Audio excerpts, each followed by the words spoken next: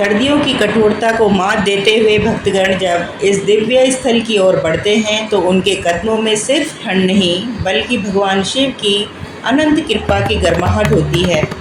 इस वीडियो में हम आपको ले चलेंगे एक ऐसे सफ़र पर जहां हर कदम पर मिलेगी एक नई चुनौती और हर चुनौती के पार मिलेगी अनंत शांति।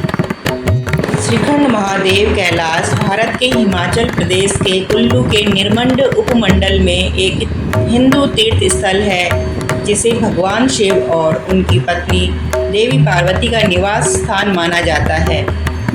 यह भारत का सबसे कठिन ट्रैक है। यह हिमालय में अलग अलग स्थानों पर 5 अलग अलग चोटियों के समूह में तीसरी सबसे महत्वपूर्ण चोटी है, जिन्हें सामूहिक रूप से पंच कैलाश के रूप में माना जाता है। श्रीखंड महादेव पर्वत की चोटी पर 75 फीट का शिवलिंगम 18,570 फीट की ऊंचाई पर है। यह ट्रैक चुनौतीपूर्ण है और इसके लिए उच्च स्तर की शारीरिक फिटनेस होनी चाहिए, क्योंकि इसमें घने जंगलों से गुजरना, तेज धाराओं को पार करना और खतरनाक रास्तों पर चलना शामिल है। इन चुनौतियों के बावजूद यात्रा में बर्फ से ढकी चोटियों, हरे भरे घास के मैदानों और मनमोहक लुभावने दृश्य देखने को मिलते हैं। तीर्थयात्री शिमला से निरमंड और निरमंड से जाओ, जो कि आधार गांव है, वहां पहुंचते हैं। जाओ से श्रीखंड शीट्स तक यह 32 किलोमीटर का ट्रैक है, जो समुद्र तल से लगभग 18,570 फीट ऊंचा है। गांव से यात्रा शुरू होती है और 3 किलोमीटर चलने के बाद सिंघाड़ पहुंचती है, पहला बेस कैंप, जहां लंगर कुछ सशुल्क भोजन सेवाओं के साथ उपलब्ध है। उसके बाद थाचरू तक 12 किलोमीटर की सीधी चढ़ाई है, जिसे दांडी धार के रूप में भी जाना जाता है, क्योंकि यह खिंचाव लगभग 70 डिग्री के उन्नयन कोण के साथ एक बहुत ही खड़ी ढलान है। थाचरू की ओर बढ़ते समय आपको हरे भरे देवदार के पेड़ और नदियाँ देखने को मिलती हैं। थाचरू एक और आधार शिविर है जो हरे भरे देवदार के पेड़ पौधों और धाराओं से घिरा हुआ है, जहां भोजन और टेंट उपलब्ध है। यात्रा काली घाटी तक 3 किलोमीटर की चौड़ाई के साथ शुरू होती है, जिसे देवी काली का निवास स्थान माना जाता है। मौसम साफ होने पर इस बिंदु से शिवलिंग देखा जा सकता है। काली घाटी से भीमतलाई की ओर 1 किलोमीटर की ढलान है। भीमतलाई से प्रस्थान करने पर गुंसा घाटी तक 3 किलोमीटर की दूरी है, जो हिमालय के फूलों से घिरी एक हरी घाटी है। यहाँ से 3 किलोमीटर की दूरी पर अगला आधार शिविर भीमद्वार है, जहाँ सभी सामान्य सेवाएं हैं। ठीक 2 किलोमीटर आगे एक और आधार शिविर है, पार्वती बाग।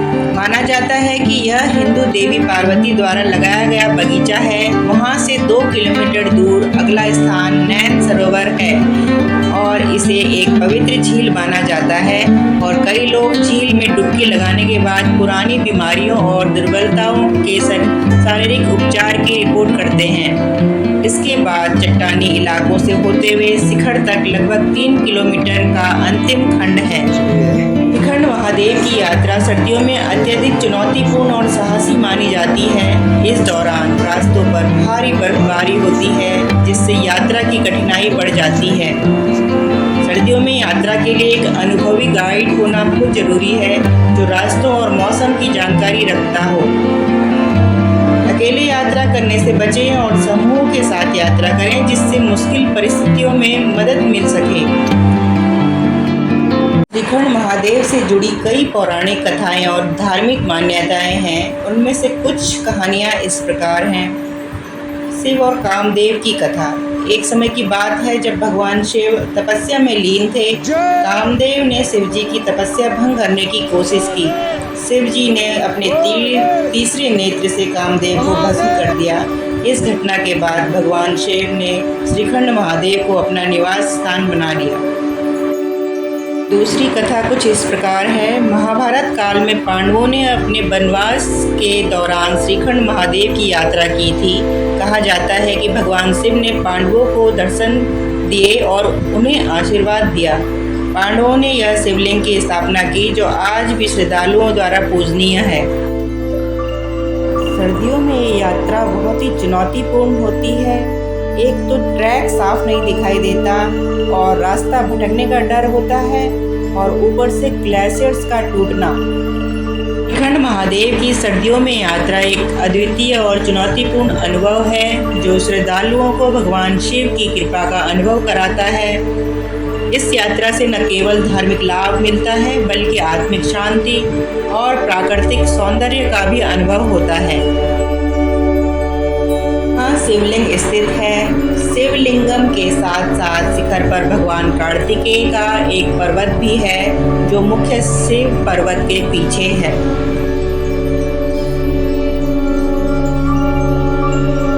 महादेव का दर्शन करते हुए ऐसा लगता है मानो शिवलिंग बादलों से भी ऊपर है और भगवान शिव की यह अमिट छवि दिल में हमेशा बस जाने वाली है। जय श्रीखंड महादेव, जय भोले।